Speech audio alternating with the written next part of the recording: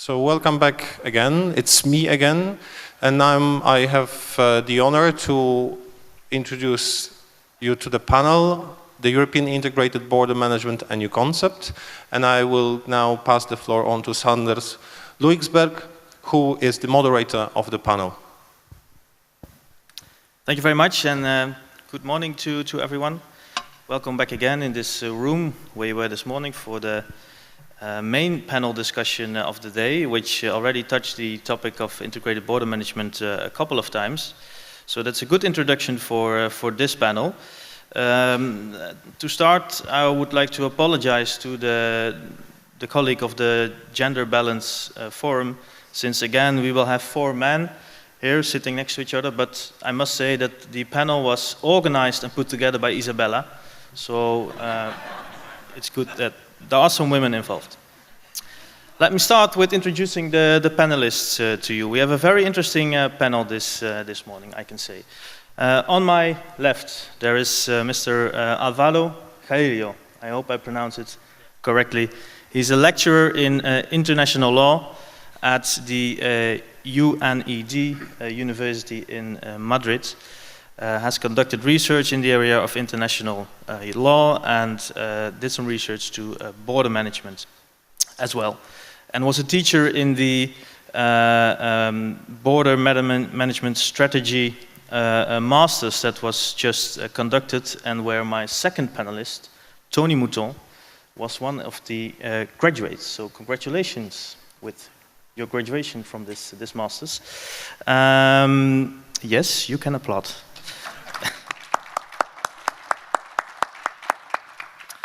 And Tony is a commissioner in the Belgian Federal Police, very experienced in border management, and indeed a master in strategic border management. Then on my right, there's Laurent Michel, Director Migration and Protection in the European Commission, also working for several years in the field, in the Commission and in the Cabinet of former Commissioner Mr. Malmström. Welcome. And on my far right, known to all of you, the Deputy Director of the European Border and Coast Guard Agency, Mr. Bernd Körner. Very much experienced in border management, not only from the perspective of the agency, but also from the national Austrian perspective. You've worked in the Council Secretariat and in the Western Balkans. So, indeed, a very interesting panel with panelists working at different levels, and that's exactly what we need to have when we're going to have a discussion about integrated border management. Because integrated border management strategy, it's not just one strategy, it's a strategy at different levels. There will be the political level, European political level. Mr. Laurent Michel can tell us all about that. There's a technical and operational level here in the agency. Mr. Körner will tell us everything about it. And of course, in the end, there will be a national strategy in all the member states. And Tony Mouton could elaborate on the Belgian strategy specifically, but from the perspective of the member states. And then we'll have the academic world represented to comment from the outsider perspective on how we are going to implement this strategy. So, I would like to start this debate by a bit of history, and that's why I would like to give the floor to Mr. Körner. I already explained you have a lot of experience. Can you tell us maybe where this IBM, Integrated Border Management Strategy, comes from? What's the idea behind it? Who invented it? Thank you very much, and good morning to everybody. Thank you very much, Sander. I have to tell you that in the preparatory meeting, he already mentioned that me being the most experienced, which in between brackets sounded like me being the longest and the oldest one in the auditorium. Whenever we talk about integrated border management and IBM, we seem to be wandering around certain circles. The first one is integrated border management, being that all competent authorities work together in an effective and efficient manner within each country, but also across its borders, and with relevant agencies of the neighboring states. The second kind of definition or sign that is very well known to us is that integrated border management is intra-service cooperation, is interagency cooperation, and is international cooperation. That's what seems to be quite clear.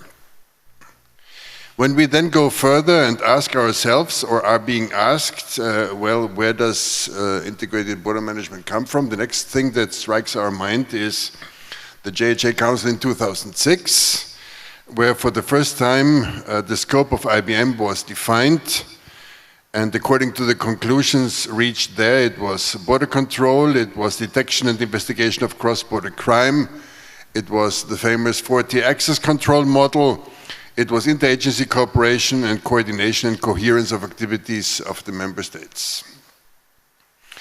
And then we are a bit stuck because these council conclusions are very well known in the updated version of the Schengen Catalogue on best practices. That's where we know we all can find them. What next? I would like to go 3 steps even further backwards, because already these council conclusions had its historical foundations or roots. The first one is, let's go all the way back. I think we can be sure that borders always had a certain meaning, and operating borders efficiently was always at the heart of each country's sovereignty. It was also one of the elements that was always also connected to the foundation of the European Union, at that time being much more of an economical nature than it is today. The second element then is a process that was started in parallel and basically had nothing to do with what we up until now talked about. It was the Schengen process. All of a sudden, out of simple queuing and having a kind of a traffic mess, some countries got together and tried to figure out ways how they could maybe facilitate movements inside their territories in exchange for certain measures to be implemented at the outside of those territories. I'm talking about the Schengen process and the so-called Schengen I agreement in 85, the Schengen II agreement in 90, and the implementation in 95. The Schengen II agreement in 1990 being much more detailed already, not only this facilitated checks when cars or vehicles were still moving, but first effort of strong external border checks and close cooperation in exchange for freedom of movement inside the Schengen area. And then came Amsterdam, and then came also, after Commission communications and Council conclusions, the JHA Council in 2006. So those Council conclusions in 2006 had its origin in the attempt of several countries under different circumstances to work together.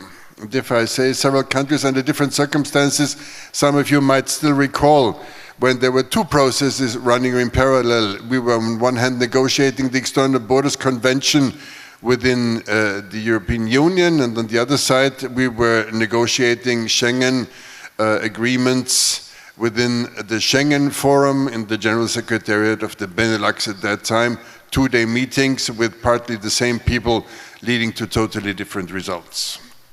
What happened after 2006? After 2006, the process, of course, moved on. We had again efforts in order to further concretize the results of 2006. There were 3 elements that were mentioned in the Council conclusions. A common corpus of legislation, we got the Schengen Borders Code. We had the foundation of Frontex as an agency to coordinate the measures of the member states. And we also had the principle of solidarity between the member states. If we are very clear, we can say that we did accomplish 2 of them at least.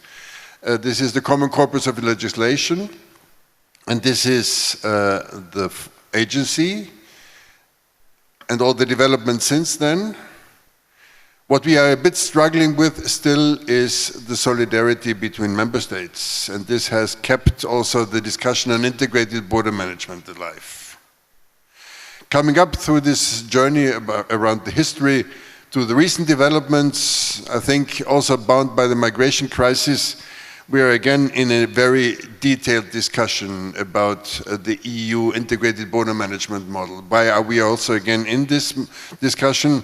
Because in the most recent regulation, in our European Border and Coast Guard regulation, there is again and for the first time clearly enshrined a notion on what EU integrated border management should look like, what it should contain, famous 11 points that we are going to discuss in our discussion, and famous 11 points where we are now asked to build a strategy around it.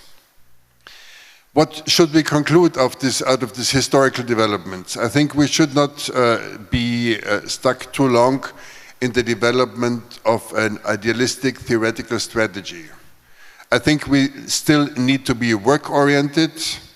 I think we still need to have our eyes in the practical daily work, how this can be facilitated, how this can be brought forward in the ideas of the founding fathers, which is also, among others, solidarity between all partners involved. Thank you, Bent. That's a very good overview, and I would like to pick the discussion up right just where you ended. We need to be work-oriented, and we need to think how the founding fathers thought of this. I'm changing my perspective to the left. Tony, Belgium is one of the founding fathers of Schengen. How did you, on working level, implement the IBM until now? So, starting 2006, what did the integrated border management strategy, what did it mean for Belgium? Good morning to all. Thank you for giving me the floor, Sander. This is indeed a quite interesting question. I'm here representing Belgium as a member state in the west of Europe, which has its importance, because it's quite clear that when you talk about a strategy, your strategy is embedded in the environment of your country, of your organization. Now, when it comes to the, let's call it the old model of the IBM, it's quite clear that it has to be embedded within our existing structure at national level and at the level of the police agency, which means that because of our particular situation, we are not really confronted with huge migration fluxes at external borders. We have a more problematic issue with transit migration towards the UK. In essence, it's important to know that from our perspective, we as a law enforcement agency, our strategy is focusing on the phenomena rather than on the border itself. So we have our strategy up till now was almost exclusively orientated toward the security. This was integrated in our daily work. By definition, the Belgian police is named the Belgian Integrated Police. So this approach was embedded in as well the local police forces, but surely, of course, within the federal police, who is the first responsible for the border checks at the external borders and the border control.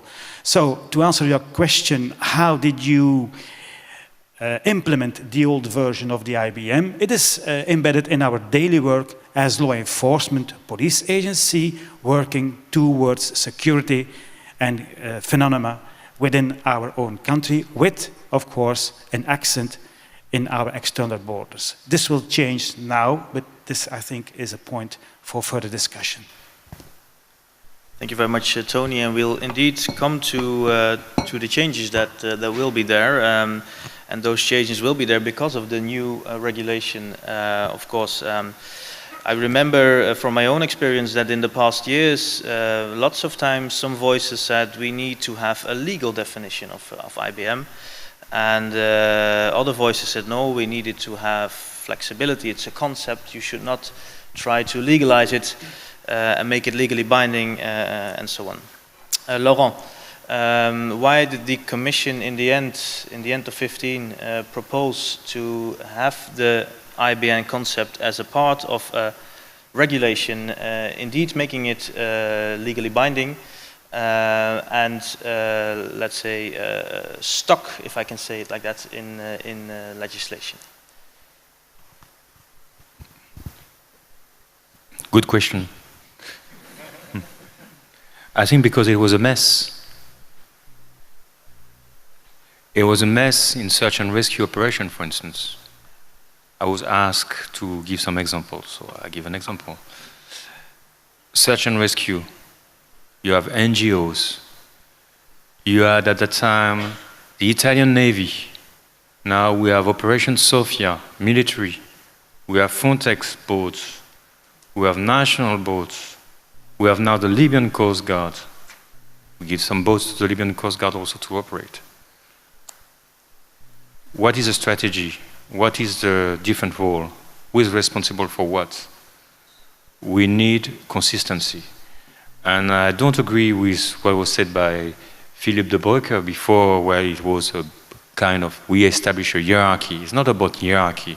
It's about establish consistency in our policy approach. We need to ensure that there is a right approach in allocation of work and to know who is doing what. And I was taking the example of search and rescue, but in even one single member state, sometimes there's a lot of overlap in the functions, in the Coast Guard functions. There's not a clear definition of who is doing what. So what we want to ensure is that every member state develop its own strategy for integrated border management, that we know who is dealing with what, and then at European level the same. And then we can have an overall picture which makes sense. And we thought that we have to put some legal obligation into it because it was not happening on the ground. This was a Finnish idea, I think, because you were talking about history. I think Finland is a very, very well organized state, but still they had the feeling that they need to have a clear strategy domestically and then at European level. And that after many years now, we have put it in a legal obligation because we had to. It's not by pure, legalistic approach, pure pleasure from lawyers, but really because there is a need to create more consistency in our work. Thank you. Alvaro, is that the right approach to put it in legislation, and will that indeed make a difference to clean the mess, to use the words of law? Thank you. Good morning, everybody. Well, my role here is I'm going to try to be a little polemic, just to encourage debate. I fully agree with the the whole idea of the network system. But at the same time, I think it's not bad to admit a kind of privileged position of the agency. If you have in mind, to give the agency the capacity to lead, to monitor, to assess part of the very important roles of the member states participating with the agency, of course, de facto, there is a privileged position. What is the problem? The problem is that if you read carefully the regulation, you will not find into the regulation express references to this privileged position. Of course, because it couldn't be done under the European law and under the current law obligations. So, from my point of view, what have we done? I think that we have done the best we could. I think that we have done, the feasible idea we could do with the mandate of the Council, not only from the Council, but from the treaty itself. The treaty established already the idea of a progressive development of this integrated approach. The key question, as you said before, is what means integrated? I agree with you that it's very important to have a flexible system. And you all, know all the difficulties as you pointed on the field when you are working with the NGOs, when you are working with the UNHCR in these screening lines. Of course, there's a huge problem in these hotspots that we live in 2015. But from my point of view, there are, two critics or two polemic issues still to be solved. Flexibility is very important. Consistency is very important as well. But from the legal point of view, responsibility is very important. We have talked here in this room about trust. Of course, the agency is gaining more and more trust from the citizenship and from other institutions like the European Parliament in the past. But why? Because the agency has answered, and the agency, thanks to these new regulations, has adopted new strategies. For instance, I like to underline the human rights strategy. Not only the complaint mechanism that most of you may know, but as well the Human Rights Forum. This integration of this civil society into the activities of the agency, this transparency, this evaluation, all these ideas, contribute to gain this trust. We cannot say that we are going to build up like an architect or like an engineer saying, oh, I'm going to build up an agency with a lot of trust from the citizenship. You have to gain it. And I think that these 2 years since the 2015 is a proof of it. But at the same time, and I'm finished with this point, in terms of legal responsibility, I like to mention, most of you, you may know it, these critics to the European Court of Justice regarding the position that the court has adopted because of an asylum seeker asking the court to react. And the answer from the court was denying, rejecting its competency on the agreement now called a statement. And formally it's a statement. Of course, it was a statement from the heads of state with Turkey regarding how to manage with immigration flows.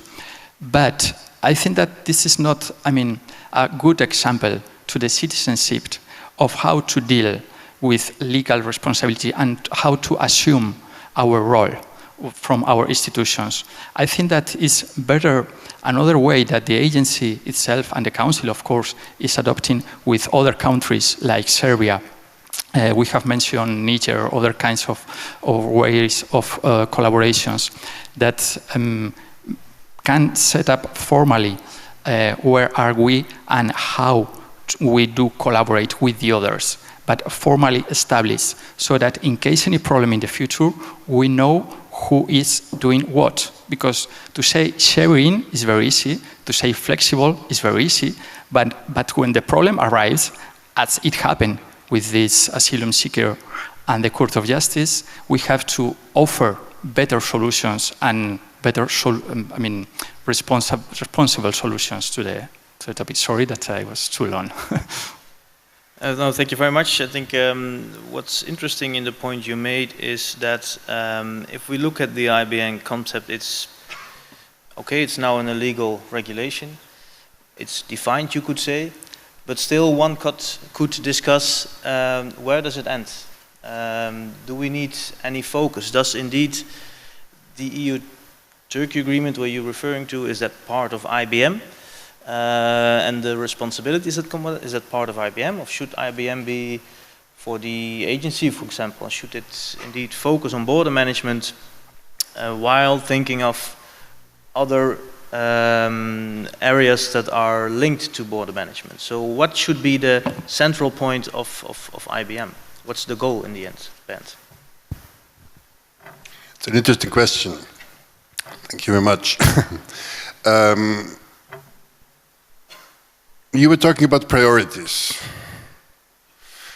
I do not see a priority per se for the agency. I would say in this context there are 3 priorities.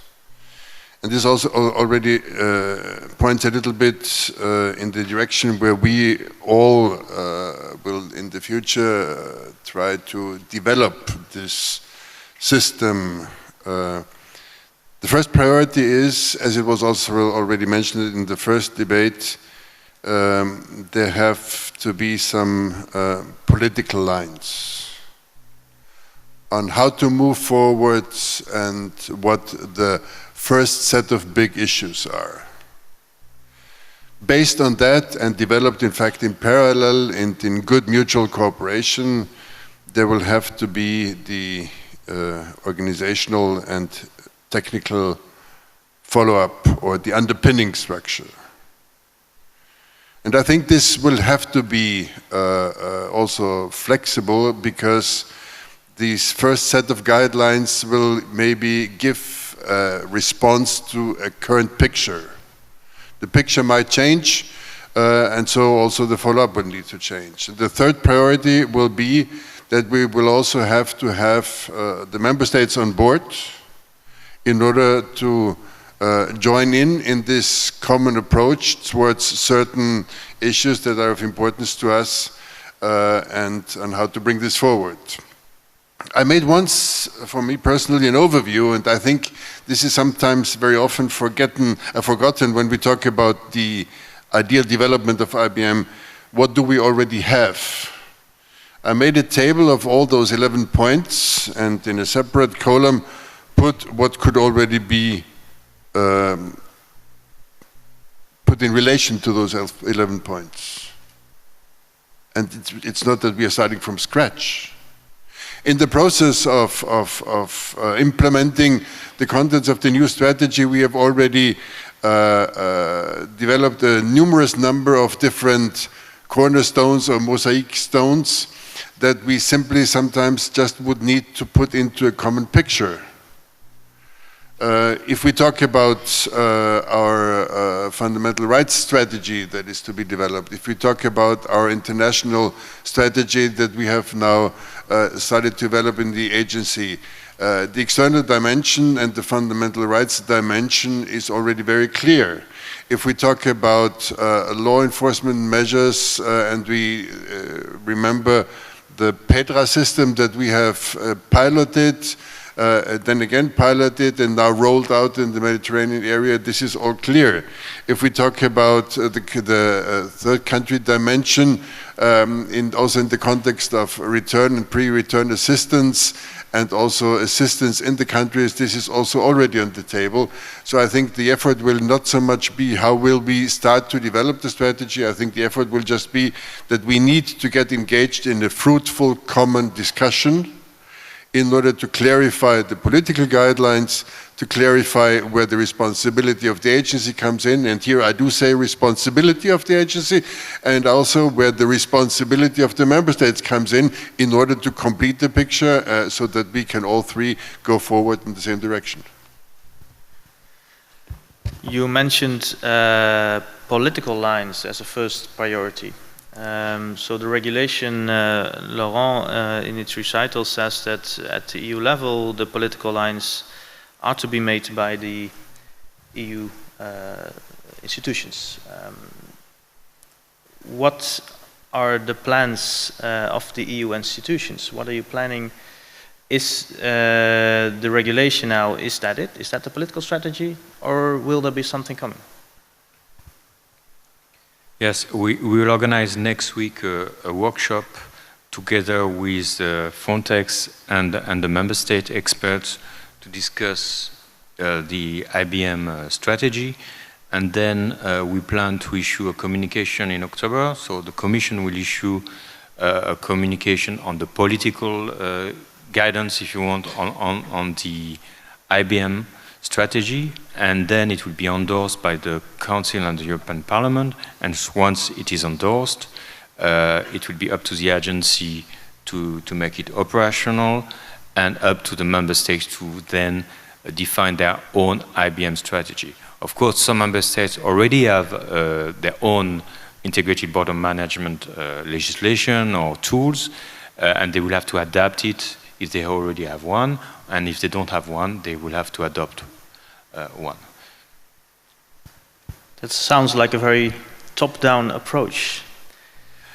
Well, we are consulting the experts now, next week, and of course we are working hand in hand with the agency, and we are taking the expertise from all the member states to develop it. But at the end of the day, that's what the regulation has put forward. So it's not so top-down, it's a council decision, so it's a member state decision which is on us to implement. And how will it look like, these political lines? If you look at the 11 points mentioned in the regulation, will the Commission communication focus on, let's say, what can be done at political level? Or will it indeed give a kind of guidelines to the technical and operational strategy, national strategies? Well, you have to be patient a little bit, Sanders. It's for October. So we are in the process of consulting. We have not decided yet how it will exactly look. But to take another example, I think people maybe are not convinced about integrated border management, but what does it mean in concrete terms? For instance, you have a migrant arriving. He goes to a border check. He's processed in the hotspot, let's put it that way. Then he applies for asylum. 18 months later, he got his asylum decision and is rejected. Then you have to follow up with a return decision. And in some member states, there's a big gap between the asylum decision and the return decision. So we need to integrate that. And we need cooperation between the asylum service and the people in charge of the return operation. So you have to have a return decision. And then you have to organize a return flight if you have the travel documents. And you might go with Frontex, with a Frontex flight. So you have to integrate also the Frontex flight into your planning. And this needs to be done in a consistent manner. And we have seen in many member states that it is not happening. And that's why the return rates are so low, because there is no good cooperation between the asylum service, the police in charge of return, and then the planning of the operational return. So that's one example. And this is what we are trying to achieve, to get a more streamlined process. Thank you, Bernd. So once the political lines are there, it's up to the agency to come up with the technical and operational strategy. What do you need from the political level in order for you to make this technical and operational strategy? Allow me to correct you a little bit. I may just repeat what Laurent just said. We are already now engaged in a very fruitful cooperation and communication. So it's not that after the first one has done his work, he hands over the stick to the second one, and then the second one hands over the stick to the third one. It is a common effort. I think this will be a mutual exercise. If we take the last example of the return flights, we were sometimes in the past talking theoretically about international cooperation. Let's take the return flights. A return flight requires good contacts to the receiving country in order to get a good level of communication for the issuance of, let's say, travel documents, for the technical acceptance of a flight. Also, this is international cooperation. So let's not look at it in a too theoretical, sophisticated way. It is talking with each other, it is working with each other, and it is singling out different priorities from technical issues like the one that we have just mentioned to fundamental rights issues, to have a very clear and a very balanced approach to all those pictures together. And you were talking about the contents of the strategy, how will it look like? I think it will have to be flexible. It will have to be a set of certain general rules followed by certain action plans, being them annual or multi-annual, so that we also get engaged in a monitoring and in a revision process in order to develop it further. The political landscape of 1990 is completely different from the political landscape from today, and nobody knows what the political landscape in 5 years will look like. So we also need to be aware. We need to put great emphasis on risk analysis. We will need to put great emphasis on vulnerability assessment, not for the issue of quality control or for the issue of watching, but also for the issue of being prepared if something happens in order to table the necessary responses as soon as possible. And this is just the communication we need to have. Thank you. Tony, so it's a common effort to make these strategies at different levels. How do you see this common effort? Thank you, Sander. Well, I think there are quite some challenges waiting for the member states. That has to be very clear. On different levels, towards Europe, our colleagues in the other countries, towards the expectations of the Parliament, but also towards Frontex. It's quite clear that all these things have to be combined and have to be supported by all of us together. And that's why I'm quite anxious to use this word that I was writing here down. It's about Europeanization of border management. I think it's a quite big issue when we see the difference between the first model that we had to implement at national level. It was only implemented at national level. Now it becomes a completely different story. Because already when you look to the title, then we see that it is the full title is more or less the European Integrated Border Management. Now, just to come back to what the first speakers were saying, what is European? We can discuss quite deeply in that. It's quite clear that the member states are waiting anxiously to the communication by the Commission.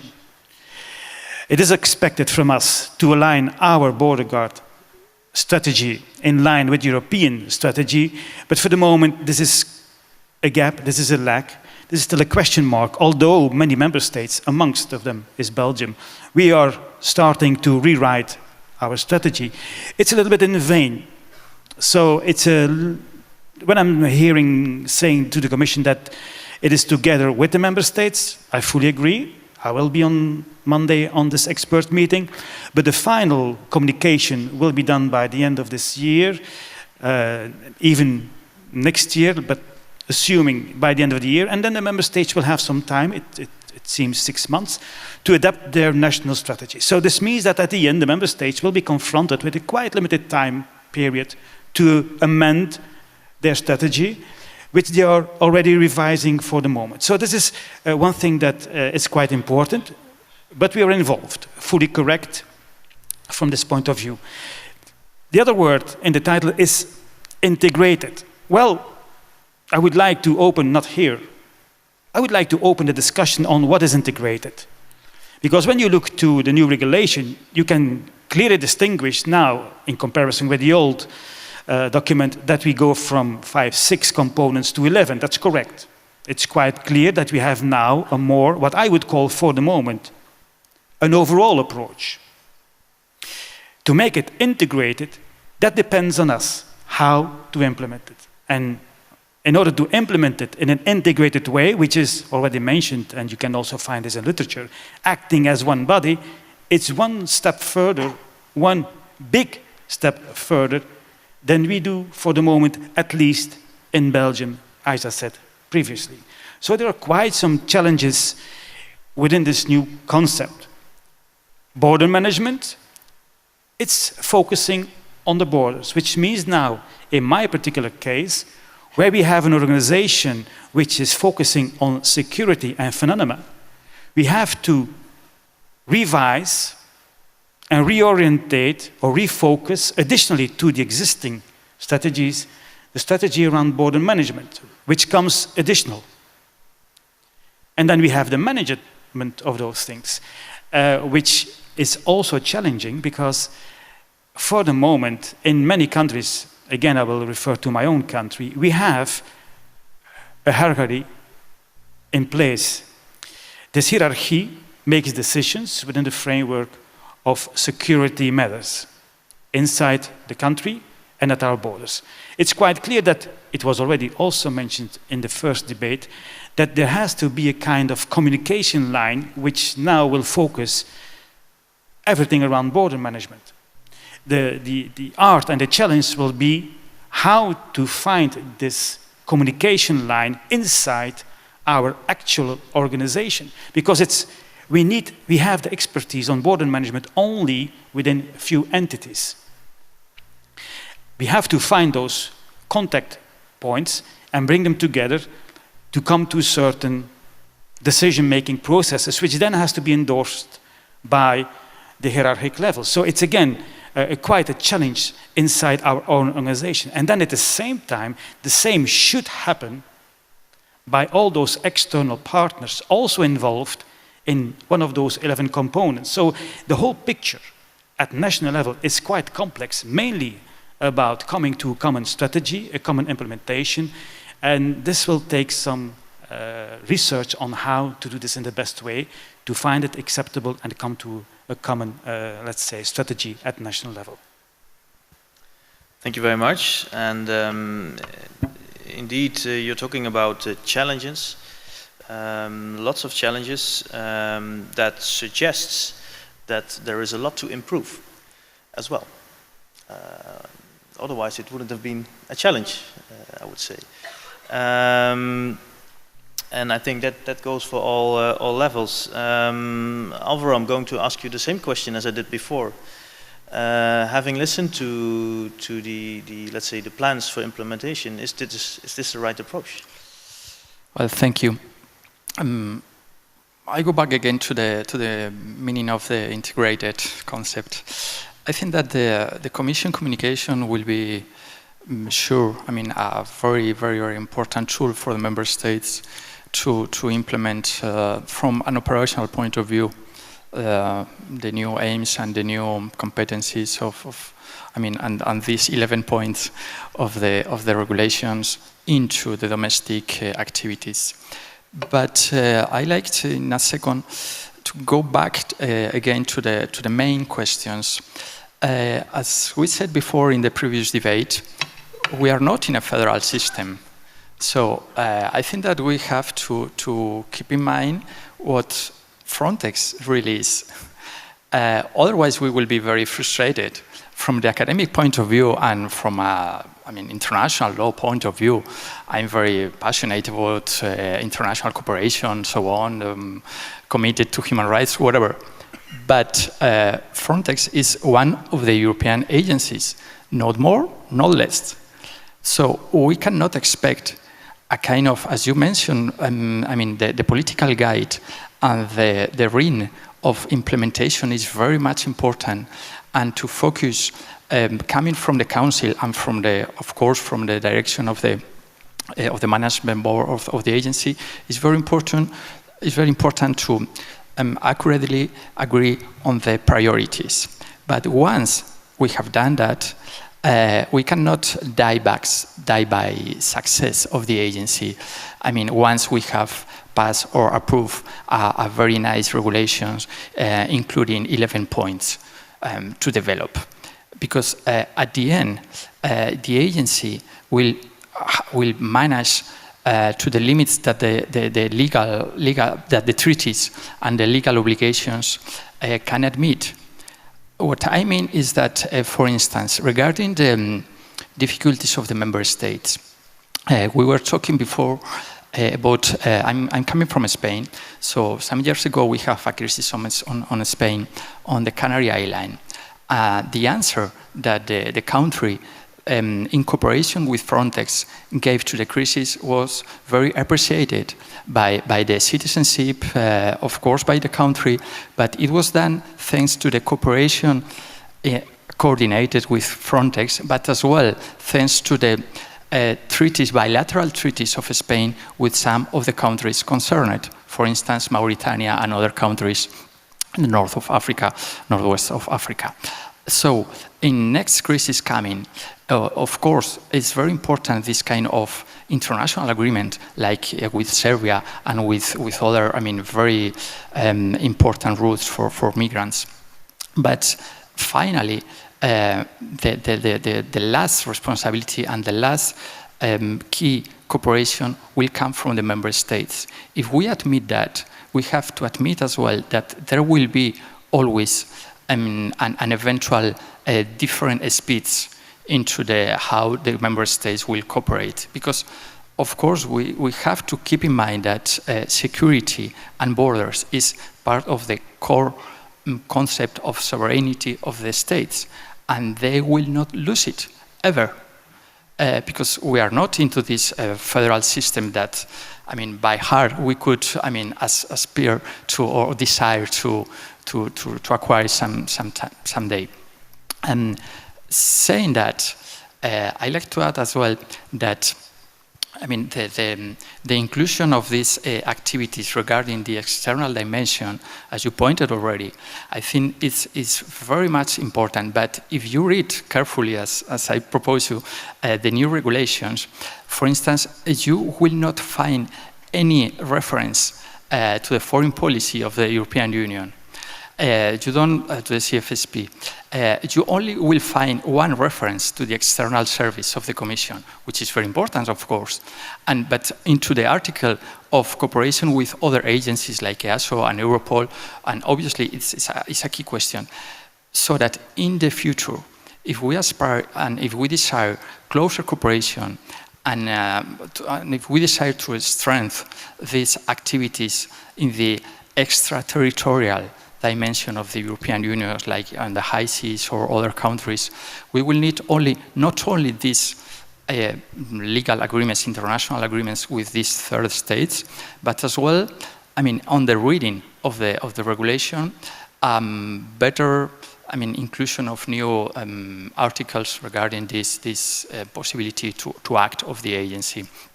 And finally, I think that since the beginning of this morning, in this table, we have not talked about money. And I think that when you enter into the details of the implementation into the member states' strategy, it's one of the questions that will be always a problem into the member states. I think that the European Union these days, these months and the next months coming, politically talking, we are in waving travel waters. So we'll see what is the answer coming from the member states regarding the implementation of some of the new challenge that these new strategies will need. And well, by now it's all. Thank you. I think with money, you raised an interesting issue, and then I'm also referring, Ben, to what you said in the beginning when you were discussing let's say the old concept of IBM, and you said solidarity is something where we need to work on. Money is also about solidarity. Does this new concept provide for better opportunities to improve, so to say, or to build on this solidarity where you saw a big challenge in the old concept? I think this doesn't reach out far enough, what you just have said, because already now we have financial tools in the hand that offer at all levels opportunities that we just need to utilize. If I would be a member of a country that would be approached by massive pressure, there are financial tools in place that I can utilize in order to ease my pressure, to get additional equipment, to get additional infrastructure, etc., etc. If I would be member of an agency, there are financial tools in place and rules in place where I can acquire independent equipment in order to have a certain set of assets in place in order to help if a country is undergoing particular pressure. And if we look at the regulation as such, we have the rapid reaction equipment pool and the rapid reaction pool that obliges us under certain elements to help and to join in order to work on the pressure. But this also puts obligations on all sides. If I'm a member state, I need to have the necessary structures and entities in place to immediately, efficiently utilize what is available to me. If I'm in the agency, and we are currently in the process of developing that very rapidly, we need to have our assets in place in order to most efficiently come in when there might be need. This does not only mean that we go out in the market and under full observation of the procurement rules buy whatever we can. This is a question of storage, this is a question of maintenance, this is a question of issuing the necessary rules and regulations so that the processes are clear, but this is also our responsibility. And last not least, I may not forget the additional tools, financially speaking, that are then offered also by Commission in order to come in if certain particular problems come in. So finance is definitely not the problem. I would, on the contrary, now again trying to be a bit polemic, I would say utilization of the financial tools available is much more a problem than the opportunities that are already now available to us. So, if I so does this new IBM concepts, including the strategies that will come, does that help us in utilization of these financial means? You know, Sander, sometimes I'm a bit stuck myself when thinking about this new IBM concept. What do we actually mean by this new IBM concept? This is brushing up our processes, modernizing our structures, improving our communication in order to jointly move forward in full respect of whatever needs to be taken into account. When listening to the distinguished colleagues, another example crossed my mind, if you allow me, one single small element. We have currently an era of increasing document fraud. We do send experts to Interpol. We are engaged in FADO. We sent experts to the Forged Documents Working Group in Council.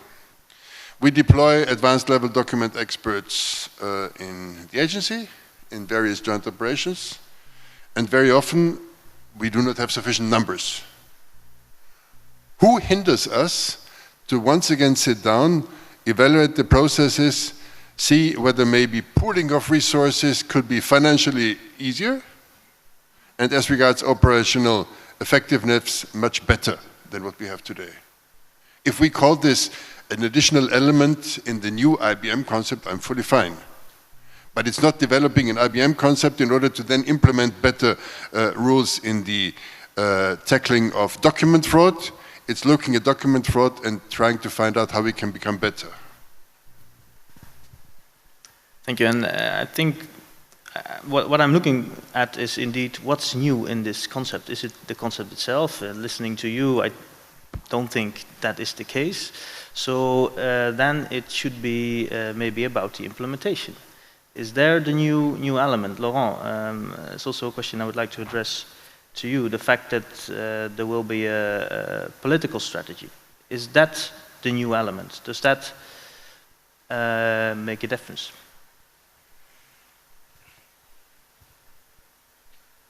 Well, I think the new element is the fact that we have to have a strategy and that every member state has to make sure that the national border management is consistent with the European level and that there is efficiency in what we are doing.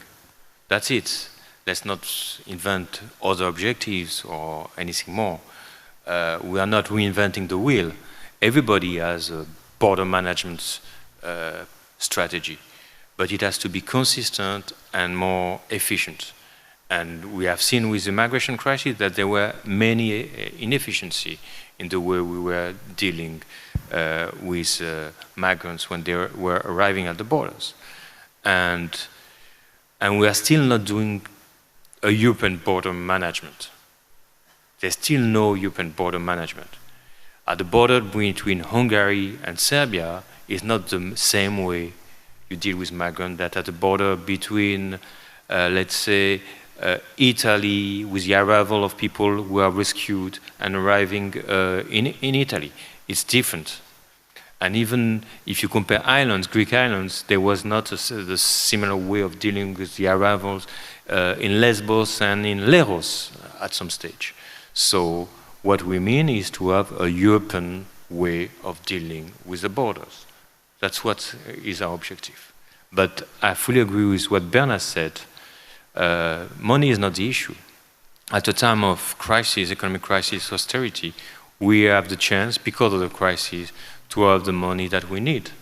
I mean, we are increasing tremendously the budget of Frontex. We have increased the staff. We have increased our emergency funding. And the issue is more the absorption capacity of the member states, how to manage the increase of the staff and increase of equipment and put it in a rational manner. Tony, you wanted to react on that. Money is not the issue. Is that the case in Belgium too? I will not elaborate on that. I only think it's not an important issue of the new regulation. I will be the last to say that money is not important. But there are some other things that are, at least from my perspective, personal perspective, as important as the budgeting. Why? Because we cannot forget now, for the first time, the member states are obliged to think about their concept on border management. We did this before, but now it's within the European concept, context, and written documents. So we have to really sit down and think how our strategy can be aligned with the strategy of our colleagues and with European strategy. We have to stop. It's obliged by the regulation. This was not the case before. On the other hand, another point of Europeanization is the fact that when we implement now our national border management, it's not freewheeling anymore.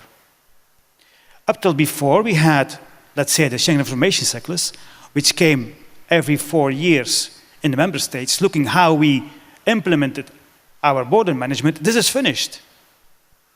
I can always say that now, by different systems, in which the vulnerability system is one, from my perspective, the most important one, is monitoring how member states are implementing their management at their national borders, not from the national perspective, but from the European perspective. So again, there is a next step towards the Europeanization of our national common border management.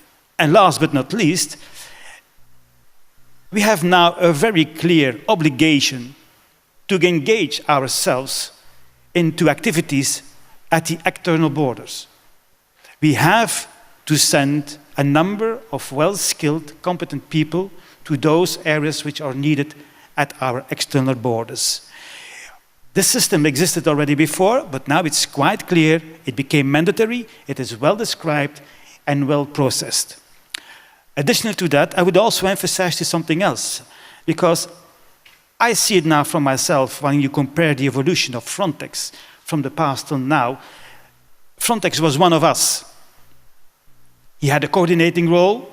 Indeed, it had a huge budget to be allocated, but it still had a coordinating role. Now I see Frontex being the one who takes the lead in cooperation and communication with the member states, but it starts to be the agency which takes the lead, which puts out the bakers to go further, not only in the field of joint operations, this is still the case, but also in the field of all those things around awareness, risk analysis, and these things, fusion centers. So there is a lot of input that member states can use, can receive from Frontex, besides the financial aspect or besides the cooperation. Also, when you look to everything around competences, we can easily say that there is a huge role, and Frontex plays an important role, from which the member states can take as much advantage as they can do from the budget perspective.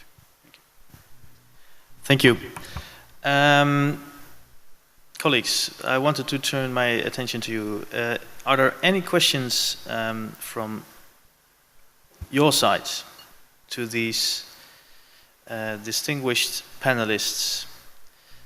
I see quite a lot of IBM specialists in the room, so I cannot imagine that there will be no questions.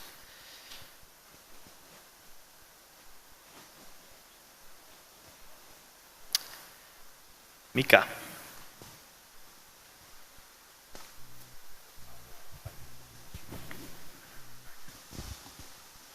Thank you, Sander. My name is Mika Rötkönen, coming from Finland, Finnish border guard. One question to the Commission about this European level political strategy. How other institutions, namely the European Parliament and also Council, are connected in the acceptance of this political level strategy, since this should be established together with the institutions? Thank you. Thank you, Mika, for these questions. Are there any other questions? If not, Laurent, so how are you going to involve all the other institutions? And maybe one question to add to that. I think Alvaro also mentioned we've given the European Border and Coast Guard Agency a very important role in this strategy. It has its new mandate, which is broader than before, but still there are some borders at the mandate, I would say. How will, and that's a question to you, Bernd, how will the agency take up this responsibility for the IBM strategy in coordination with other relevant agencies? But first, Laurent. Well, it's a very good question. We will involve next week in the workshop the member states, because we are inviting all the IBM experts in Brussels, but we have also invited the European Parliament to attend the workshop. So we are involving them in the process before we issue the communication. I think there will not be any difficulty in the Council because our counterparts are here and they are the same. We are giving the instructions to the people going in the Council working group. So I don't see any difficulty. In the European Parliament, it's going to be a bit more tricky. They will look more at data protection issue, fundamental rights issues, this type of elements. So they will pay a lot of attention in this part of the strategy. So we'll have to make sure that there is a balance in the strategy to get them on board. But at the end of the day, this will be very high level. That means not very detailed communication, and the operational part will be on the Frontex responsibility. So I think that's where the trick would be done, to avoid that we go too much into details in some problematic area. But it is going to be a bit tricky and unusual process. I think this regulation has invented a lot of new elements which were not foreseen in the treaty, or they are not very usual institutional process. So that's going to be a bit challenging. That's why you asked the question. Bernd, do you see the same challenges? In order to prevent, again, the rising of the picture that first there will be political and then it will be handed over to the agency, let me just mention a few things. First of all, the work on the strategy is not something that we're going to start tomorrow or during the workshop. I may at this point mention a very, very valuable and interesting initiative that we launched in the training unit, where we already have been engaged with several member states in the discussion that we are currently having here on the podium, and where we have already done a lot of discussions on different strategies and strategic elements in order to ensure that we reach a bit of a common understanding on certain levels. This is going to continue. The next workshop is already set up, so this is a running process. And in this running process, there was the agency, there was the Commission, and there were the member states engaged. So this is something that we are definitely working on and building up on. The second issue, once again, is this is not of inventing something completely new that has not been on the market so far. I think you asked a few minutes before what will be new. I think what definitely will be new, and I looked it up in my notes, that we will have to say goodbye to something that was published on the 28th of February 2002, where we had the Schengen Catalogue, which was then updated in 2009. And since 2009, we were sometimes with both our hands holding on to the Schengen Catalogue as the one and only, where we could see and where we could read and where we could note and where we could show. No. This is over. We will have to invent something new. We will have to collect all our best thoughts. We will have to get engaged in a fruitful discussion in order to present something that can be used as a new EU integrated border management model. Thank you. Final words for the academic perspective. Okay. Thank you. Just a final word and a critic or less polemic point again I had in my mind. When you ask about the coordination between the different European institutions, of course, it's always a tough issue, but I mean, I think that the culture of the European Union has managed to deal with it properly. But I was thinking from the point of view of the citizenship, of the civil society, the perception that sometimes we have is a kind of certain lack of coherence with other European policies. For instance, I'm from Spain, I'm thinking about the asylum policies. It's a real pity when some member states don't fulfill part of the promises that they have done in the past for instance, into the Council of the European Union. So as a desire, as a wish for the future, would be, I mean, very much important to encourage this trust of the agency and of the European Union itself to be more coherent with these promises. These domestic policies, like asylum, for instance, that finally will be always a national policy, and the other objectives and the other, I mean, works like this IBM concept is a real schedule for all the member states. That was my reflection. And as a final remark, just to as you said, we are on the way to, and this is this year has been a very, very important milestone on the way.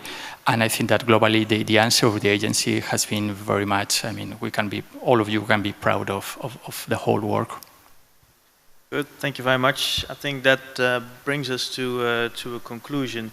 Indeed, this is not something entirely new, but still a lot of work needs to be done.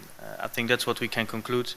I would like to thank you all very much for being engaged in this panel and for your interesting remarks. I would like to thank you for listening. I hope it was interesting to you too. And I guess it's about time to have lunch. So I would like to wrap it up here. I will give you the floor to announce where we have to go for lunch. Thank you. Thank you, Sanders, and thank you.